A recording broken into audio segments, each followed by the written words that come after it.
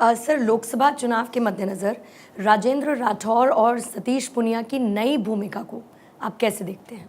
वो राजस्थान के कद्दावर नेता हैं, एक जाट नेता हैं सतीश पूनिया। उनको हरियाणा का इंचार्ज बनाया गया है। हालांकि टिकटें और ज़्यादातर चीज़ें फाइनल हो चुकी है अभी, लेकिन वो क्या चुनाव प्रचार करेंगे। और वहाँ के जो गुणा भाग उसमें जाट लीडर बीजेपी का होना चाहिए। वहाँ पे जो है ये प्रभावी जाट लीडर हैं, एडजॉइनिंग स्टेट है, राजस्थान से हरियाणा जाएंगे, प्रचार करेंगे। और भाजपा की तरफ से जब एक जाट नेता उतरेगा चुनाव प्रचार में तो उसका लाभ उनको मिलेगा। और एक तरह से क्या है कि ये it's a start of process of rehabilitation of Satish Poonia, क्योंकि चुनाव हार गए थे अनफॉर्चुनेटली, घर बैठे हुए थे, मतलब कोई बड़ी जिम्मेदारी नहीं थी इस तरह की उनके पास जो है, तो शुरुआत हुई इसकी।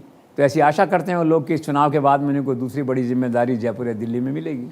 और इससे राजेंद्र राठौड़ की बात कहते हैं, वो तो बहुत ही फायर ब्रांड लीडर हैं और बहुत ट्रेजिडी हुई कि चुनाव हार गए, वरना वो तो नंबर 2 और इस तरह की स्थिति के लोग हैं।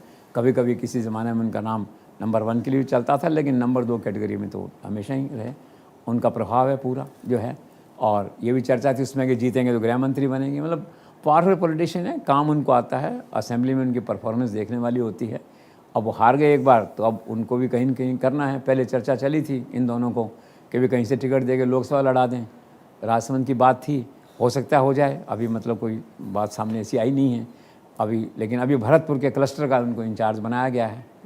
तो आज मैं देख रहा था अखबार में उनका बयान था कि आलाकमान जो जिम्मेदारी मुझे देगा मैं उसे करूँगा, मेरे लिए कोई पद महत्वपूर्ण नहीं, जो एक परफॉर्मा बयान हर आदमी देता है, दैट विच है।